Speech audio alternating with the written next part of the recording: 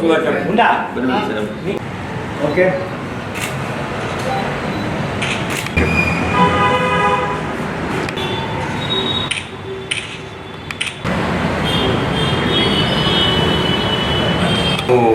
ಮಾತಾಡಕ್ಕೆ ಬರಲ್ಲ ಯಾವುದೇ ಒಂದು ಇದನ್ನ ನಮ್ಮ ಇಲ್ಲ ಸರ್ ಒಂದು ಸೆಕೆಂಡು.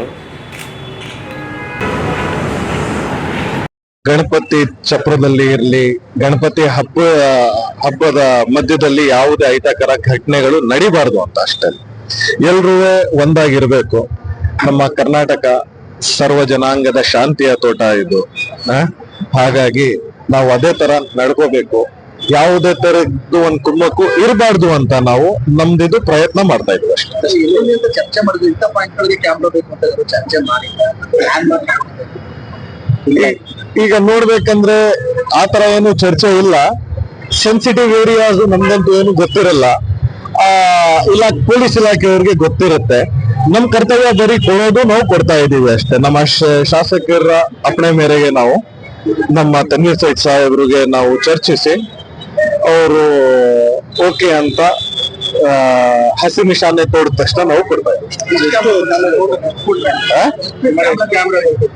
ಮೊನ್ನೆ 10 ಕೊಟ್ಟಿದ್ದೀವಿ NR ಠಾಣೆ ವ್ಯಾಪ್ತಿಗೆ, ಮತ್ತೆ ಇವತ್ತು ಉದಯಗಿರಿ ಠಾಣೆ ವ್ಯಾಪ್ತಿಗೆ ಕೊಟ್ಟಿದ್ದೀವಿ. ಇನ್ನು ಮುಂದಕ್ಕೆ ನೋಡ್ಬೇಕು ಎಲ್ಲೆಲ್ಲಿ ಕೊಡ್ಬೇಕಂತ ನಾವು ಚರ್ಚಿಸಿ ಕೊಡ್ತಾ ಇದ್ದೀವಿ. ನಿಮ್ಮ ಮುಖ್ಯ ಉದ್ದೇಶ ಪೊಲೀಸ್ ಠಾಣೆಗೆ ಕೊಡ್ಬೇಕು ಅಂತ ತೀರ್ಮಾನ ಮಾಡಿದ್ರೆ ಬೇರೆ ಕಡೆ ಈಗ ನಾವು ಇಂಡಿವಿಜುವಲ್ ಆಗಿ ಯಾರಿಗೂ ಹೋಗ್ಬಿಟ್ಟು ಚಪ್ರದಲ್ಲಿ ಸಂಘಕ್ಕೆ ಯಾರಿಗೂ ಕೊಡ್ತಾ ಇಲ್ಲ, ಹುಡುಗರಿಗೆಲ್ಲ. ಏನಕ್ಕಂದ್ರೆ ಅದ್ರಲ್ಲಿ ಕಂಟ್ರೋಲಿಂಗ್ ಇರಲ್ಲ.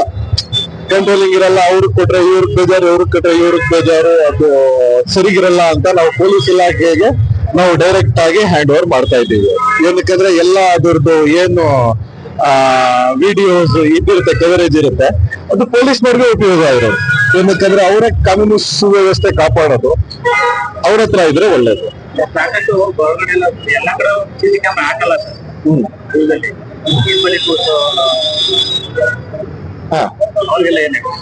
ಇಲ್ಲ, ಕೂರ್ಸಲ್ಲ. ಈಗ ನಾನು ಫಸ್ಟ್ ಹೇಳ್ದೆ, ಲಕ್ಷಾಂತರ ರೂಪಾಯಿ ಖರ್ಚು ಮಾಡ್ತಾರೆ ಗಣಪತಿಗೆ. ವರ್ಷಕ್ಕೆ ಒಂದೇ ಸತಿ ಬರೋದು ಗಣಪತಿ. ಲಕ್ಷಾಂತರ ರೂಪಾಯಿ ಬರೀ ಅನ್ನದಾನಕ್ಕೆ ಮಾಡ್ಬಿಡ್ತಾರೆ. ಈಗ ದೇವ್ರಿಗೆ ಕೂರಿಸ್ಬಿಟ್ಟು ನೆಮ್ಮದಿಯಾಗಿ ಎಲ್ಲ ಯಾವುದೇ ತರದ ಅಹಿತಕರ ಘಟನೆ ಯಾರು ಮಾಡಕ್ ಹೋಗಲ್ಲ.